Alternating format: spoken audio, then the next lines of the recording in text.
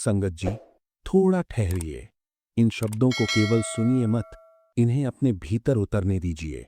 क्योंकि ये वाणी किसी ग्रंथ का पन्ना नहीं है, ये उस आत्मा की सिसकी है जो संसार के शोर में अपनी असली आवाज भूल चुकी है। हे हजूर स्वामी जी महाराज, आज मैं कोई प्रश्न लेकर नहीं आया, आज मैं कोई तर्क लेकर नहीं आया, आज मैं केवल अपनी थकी हुई आत्मा लेकर आपके द्वार खड़ा हूं। मैं जानता हूं मेरी दृष्टि कमजोर है, मेरी समझ अधूरी है, मेरे कर्मों का बोझ मेरे ही कंधों को झुकाए हुए है। फिर भी हे दयालु मालिक, आपकी दया की एक किरण इन सब पर भारी है। आप ही सत्य हो, आप ही सत्पुरुष हो, आप ही सच्चे गुरु हो। इस सृष्टि में जो भी चल रहा है, जो भी ठहरा है, जो भी जन्म ले रहा है और जो भी विदा हो रहा है, सब आपकी ही व्यवस्था में है। हर जीव आपसे जुड़ा है, कोई इसे जानता है, कोई अनजाने में जी रहा है। हे राधा स्वामी, मैं भी उन्हीं में से एक था जो अनजाने में जी रहा था। मैं बाहर ढूंढता रहा, मैं शब्दों में उलझा रहा, मैं दिखावे की भक्ति में मन को बहलाता रहा, पर भीतर जो शून्य था वो भरता ही नहीं था। फिर आपकी कृपा से ये समझ आई कि बाहर कुछ भी स्थायी नहीं, जो स्थायी है वो भीतर है। हे मालिक, आप दया करके मुझे अपना बना लीजिए। इस काल के जाल से मुझे अलग कर दीजिए। ये काल जो रूप बदल बदल कर आता है, कभी सुख बनकर, कभी दुख बनकर, कभी सफलता बनकर, कभी असफलता बनकर, मैं हर बार फंस जाता हूं। सतयुग आया, लोगों ने आपको पूजा। त्रेता आया, मर्यादा बनी। द्वापर आया, लीलाएं हुई। पर उस शब्द की महिमा, उस नाम की गहराई बहुत कम लोग समझ पाए। फिर ये कलियुग आया, जहां जीवन तेज है पर मन खाली है, जहां आवाजें बहुत हैं पर शांति नहीं। और उसी कलियुग में, हे स्वामी, आपने सबसे बड़ी दया की। आप स्वयं प्रकट हुए। आपने किसी को डराया नहीं, आपने किसी को बांधा नहीं, आपने केवल शब्द को पुकारा। आपने कहा, जो भीतर है उसे पहचानो। आप जीवों के कल्याण के लिए इस धरती पर आए। आप किसी विशेष वर्ग के नहीं थे, आप किसी सीमा में नहीं थे। आप केवल दया थे, करुणा थे, मार्ग थे। इस भयानक भवसागर में, जहां हर लहर जीव को डुबो देना चाहती है, आपने पार लगाने की युक्ति दी। तीन अवस्थाओं से ऊपर उठाकर आपने चौथे पद का संकेत दिया, जहां शब्द ही गुरु है, जहां नाम ही सहारा है। हे मालिक, जब भीतर वो ज्योति जगमगाती है तो बाहर का अंधकार अपने आप छोटा पड़ जाता है। वो प्रकाश किसी दीप से नहीं आता, वो उजाला किसी सूर्य का मोहताज नहीं, वो तो भीतर ही भीतर स्वतः फैलता है। जहां कोई सिंहासन बाहर दिखाई नहीं देता, पर भीतर सफेदी है, शांति है, स्थिरता है। जहां कोई नगाड़ा नहीं बजता, फिर भी अनहद ध्वनि लगातार गूंजती रहती है। हे स्वामी, वो ध्वनि शब्दों में नहीं समाती, वो अक्षरों से परे है। फिर भी आपका ये दास हिम्मत करके विनती करता है, लोक में भी मुझे संतोष दे दीजिए, अलोक में भी मुझे स्थान दे दीजिए। मुझे कहीं और नहीं जाना, बस आपके चरणों में विश्राम चाहिए। इसलिए मैं बार बार कहता हूं, हे राधा स्वामी, मेरी अरदास सुनिए। अब मेरी सारी इच्छाएं एक ही बिंदु पर सिमट गई हैं। मुझे नाम का दीवाना बना दीजिए। मुझे ऐसा दीवाना बना दीजिए कि दुनिया की आवाज़ें फीकी पड़ जाएं। मुझे ऐसा रस दे दीजिए कि बाकी सारे स्वाद बेअसर हो जाएं। मेरे भीतर जो शब्द है उसे पहचानने की दृष्टि दीजिए। मेरी सूरत जब उस ध्वनि पर चढ़े तो ये मन अपने आप शांत हो जाए। ये मन जो सदा भटकता रहा, जो कभी तृप्त नहीं हुआ, जो कभी रुकना नहीं जानता था, आप कृपा करें, इसके कर्मों की ग्रंथियां धीरे धीरे खुलने लगें। जब मन की मार मिटे तो कर्मों का निशान स्वयं धुंधला पड़ जाता है। हे स्वामी, अब मैं कोई और तीर नहीं चाहता, मुझे केवल एक ही लक्ष्य चाहिए, सत शब्द। अब कोई मेरा नुकसान नहीं कर सकता, क्योंकि मैं स्वयं को आपके चरणों में रख चुका हूं। काल की धारा अब मुझे बहा न सके, क्योंकि आपने शब्द का ठिकाना दे दिया है।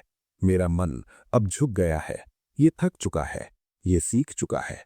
अब ये आपके चरणों में समर्पण चाहता है।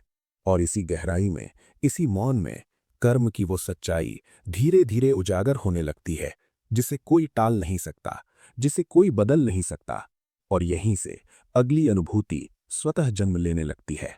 और जब ये समझ भीतर स्थिर होने लगती है, तो जीवन को देखने का नजरिया धीरे धीरे बदलने लगता है। जो घटनाएं कभी अन्याय लगती थीं, अब वे सीख का माध्यम लगने लगती हैं, क्योंकि तब ये स्पष्ट हो जाता है कि संसार में कुछ भी आकस्मिक नहीं है। जो आया है वो किसी कारण से आया है, और जो चला जाएगा वो भी अपना कारण पूरा करके जाएगा। हे संगत जी, कर्म की गति बहुत सूक्ष्म है। वो शोर नहीं मचाती, वो घोषणा नहीं करती, वो बस अपने समय पर अपना फल दे देती है। कई बार मन प्रश्न करता है, मैंने तो कुछ किया ही नहीं, फिर मेरे साथ ऐसा क्यों? पर जब भीतर नाम का प्रकाश जलता है तो उत्तर भी भीतर से ही मिलता है। जो आज है वो केवल आज का नहीं, अनेकों जन्मों की श्रृंखला का परिणाम है। ये समझ मन को भारी नहीं करती, ये समझ मन को हल्का करती है, क्योंकि फिर दोष देने की आदत छूटने लगती है। शिकायतें अपने आप शांत हो जाती हैं। फिर जीव कहता है, हे स्वामी, जो भी है आपकी इच्छा से है।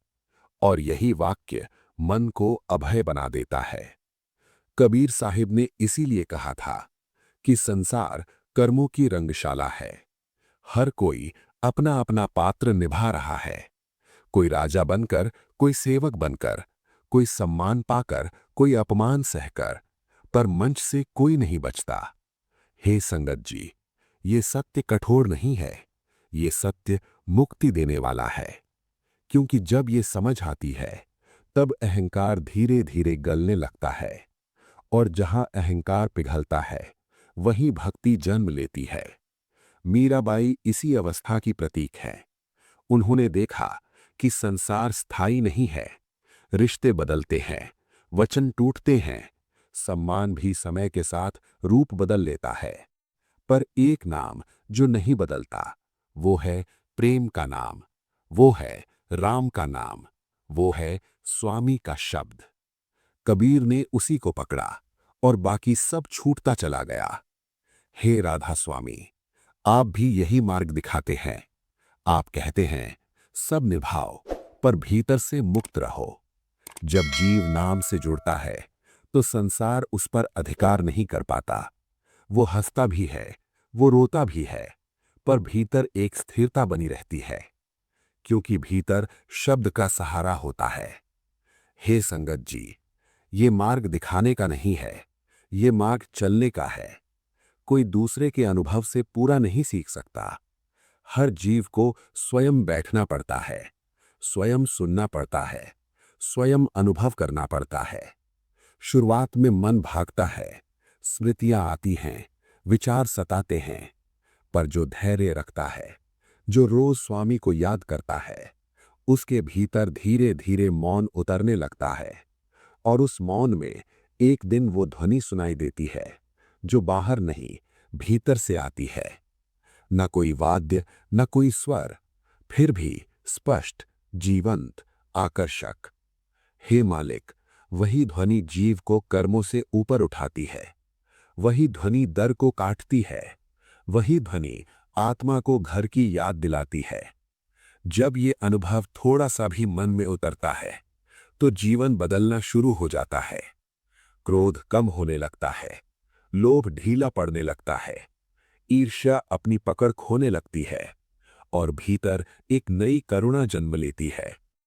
हे संगत जी, यदि ये वाणी आपके हृदय में थोड़ा सा भी ठहराव लेकर आई हो, यदि इन शब्दों ने आपके भीतर कुछ प्रश्न जगाए हो या कुछ बोझ हल्का किया हो, तो इसे केवल सुनकर मत छोड़ दीजिए। इसे अपने जीवन का एक छोटा सा हिस्सा बनाइए।